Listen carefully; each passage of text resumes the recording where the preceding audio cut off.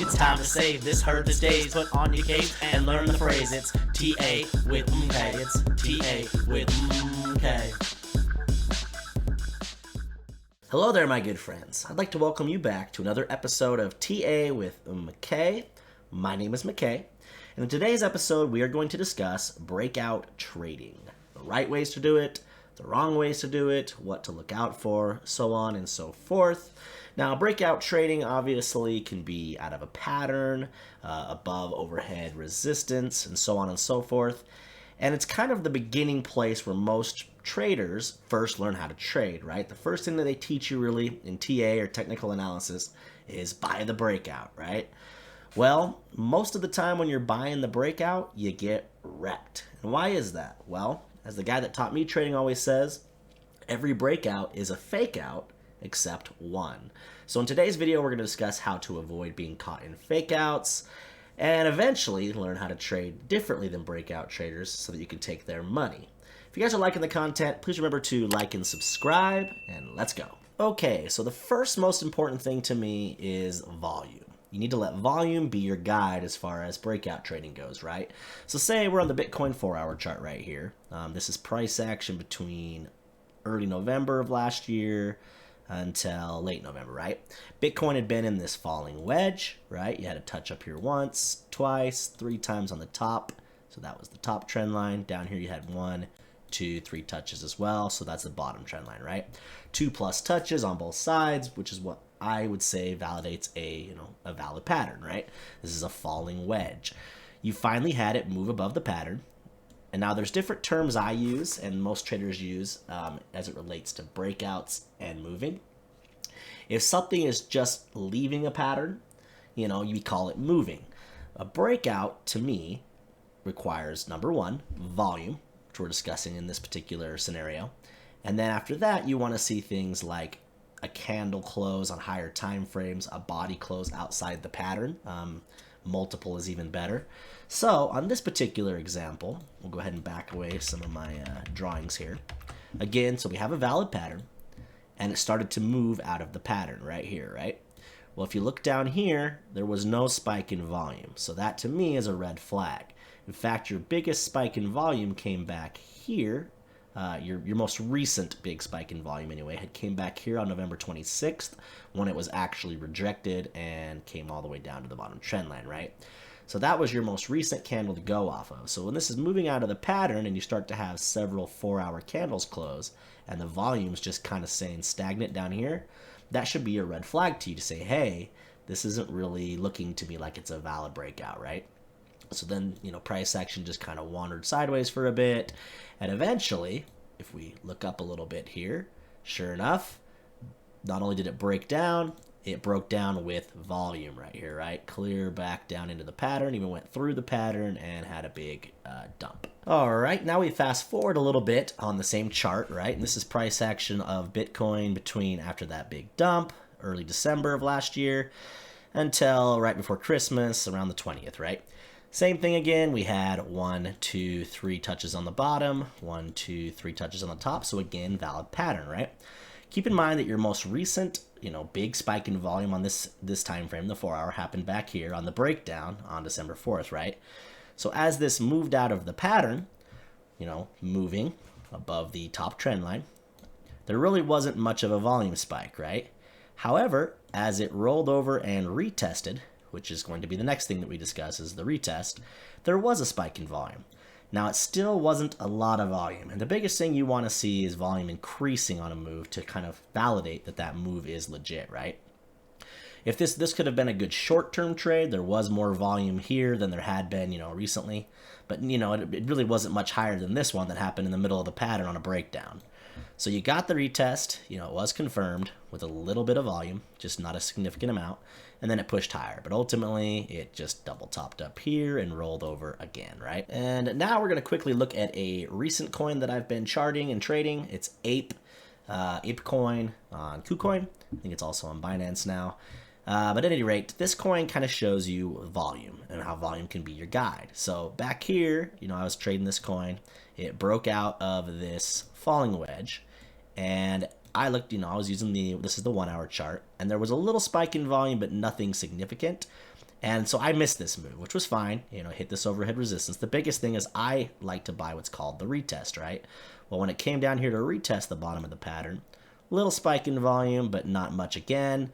And then it ultimately went back down in the pattern, right? Back to this level of support. Okay, now you go back up here again, and it does another big spike. Again, I missed this move. I like to see more volume to give me a better clear picture of if I should or shouldn't enter a trade. And that was a pretty big size move, all the way from $10 clear up to $13, so probably like 30-40%.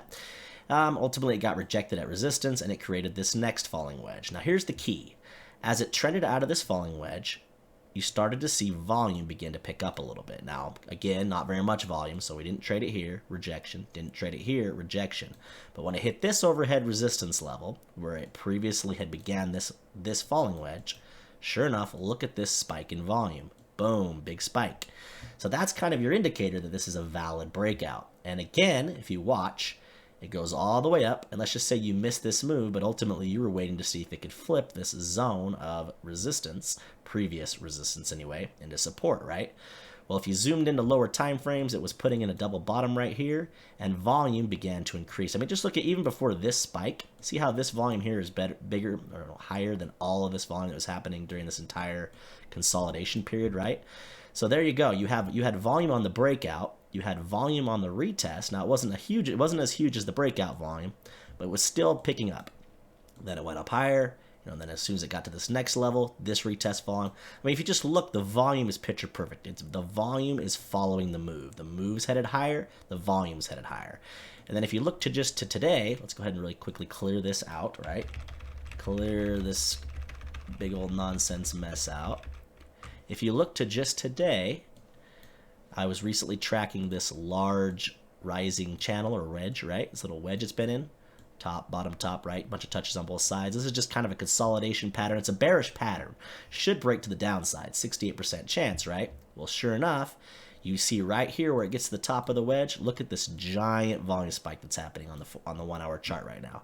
This just confirms that this is a legit breakout.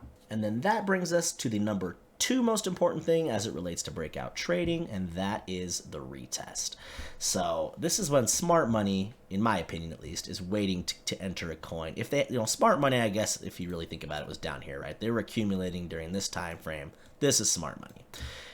The reason fake outs happen is smart money is taking profits, but we'll say the second smartest money is waiting for the retest. Anybody that missed accumulating down here and they're already in significant profits during this run up, right?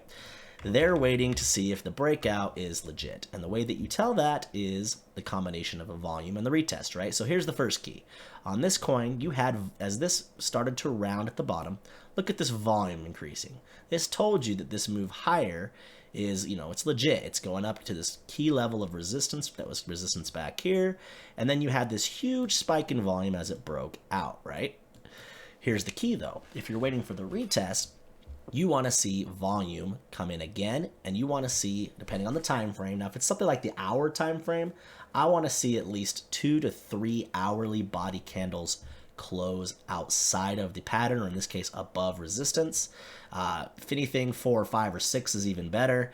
And you want to see volume continue to come in, especially if this comes back down and revisits this area and it starts to kind of move off of it. You need to see volume continue.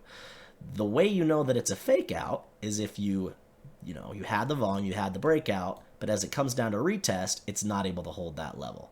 You see it broke back down below the resistance, even retested it bearishly, and then, of course, at that point, it just trended lower. Now, Bitcoin obviously was the catalyst for this. I'm sure Bitcoin pulled back, and that's the reason this didn't hold, but that's not the point. The point is, even if you weren't looking at Bitcoin, it should have been a huge red flag to you as a trader if this wasn't able to flip and hold outside of this pattern, right? You had all this consolidation, all this, there's like a pressure cooker building up. It breaks out. What you would expect is for this to come back down, more volume to continue to come in, even if it's not as much, just to be sustained volume, and this to start trending higher, right? Well, it didn't. It broke back down, bearishly retested, and went completely the opposite direction. And the third and final point I want to drive home today as it relates to breakout trading And this one would be a little more advanced. This would be for traders that are experienced enough to use leverage, even if it's super low leverage, or the 3x tokens that they have like on KUCOIN, the short tokens. And we're going to call this, if it is a fake out, trade the opposite direction. And what I mean by that is we're going to use the Matic 1 hour chart for this example. And if you look, this was a chart I had been previously looking at. I have this red zone, and I've been watching that it lost this level, right? But then it had been rejected once, came all the way down, rejected twice. You kind of had this bottom, consolidated for a bit. This wasn't a double bottom, this was actually a lower low, but it was close enough that, I'd been kind of watching this as a potential double bottom as it trended back up here, rejection, rejection. It kind of been hanging out below this resistance, and I had an alert go off that said, hey, it broke the resistance, right? This is the 1 hour chart. There was a ton of volume that came in, even before that, actually. There was volume down here during this move higher. And I think that's actually what first triggered my alert that I got. So I started watching this coin closely, and then, it broke out of this with volume. Well, here's the issue. It couldn't even close one single candle outside of that, came back down, retested, and then, of course, has been pushing lower for the most part ever since. I mean, there's been some moves higher, but basically from $1.50 and now it's sitting at $1.24. So it's a pretty good downsized move, right? Well, here's the thing, is once it lost that, once it faked out and tested it bearishly, as traders, that a fake out often, when it goes back underneath the pattern, or in this case support resistance, it's going to go completely the opposite direction. So trade it the opposite direction. The reason that fake outs even happen is once it's not able to hold, everybody that starts to buy during this candle turns to sellers, right? Well, I shouldn't say everyone, but smart money that had been waiting, it broke out here, right? You had this breakout with volume. They're waiting right here, somewhere here and here, right, with buy orders. But their stop losses are all set just below that. Well, as soon as it breaks back down and triggers all their stop losses, the smart money, or, this, I call them the last segment, the second smartest money, right? Smart money was accumulating down here, but the smarter of the retail investors, or, the intermediate to advanced traders say, hey, if this breakout turns into a fake out, trade it the opposite way. Trade the bearish retest and short that coin to, hell. And then I guess one last point I want to kind of hammer home as it relates to like this Matic chart. The nice thing about shorting at resistance or buying at support is it makes the stop loss easy to set, right? It's the same thing. If you hit Alt-I on your keyboard and you flip this upside down, Alt-I, right? That just inverts your chart on TradingView. And so you're up here, down here, you're buying at support. When the other way around, you're shorting at resistance. But the point would be, this was support, support, support, support, support, right? Once this showed signs of volume of going the other way, and it even retested, you go ahead and set your stop loss. You kind of find an area like this, the previous area that was support. Just below that, you can set a stop loss. That would relate to something like 3 or 4% in this case, so not even much, and then you just let it ride. So it's kind of the same concept of buying at support with a stop loss just under the pattern or under the support. In this case, you are shorting at resistance. Same concept, right? Easy stop loss to set, and then you can just let it ride. And that will conclude today's video on breakout trading. Just remember the number 1, 2, and 3 most important things, in my opinion, are watch for volume. Let volume be your guide. You want to buy the retest, so you're waiting to see if candles close outside of the pattern. Obviously, the higher the time frame, the more significant that would be. So 4 hour, you see 1 or 2 straight candles close outside the pattern on the 4 hour. That's a good thing. And the third one is, hey, if you have the skill and experience, trade the opposite way if it turns out to be a fake out. You can make a lot of money because essentially what you're doing is you're taking the beginner's money in that sense. People that don't know what they're doing, that were caught up in the fake out or the initial breakout that turned into a fake out, you can take their money on the way down. If you guys are liking the content, please remember to like and subscribe. We'll catch you next time. It's TAwithMMK.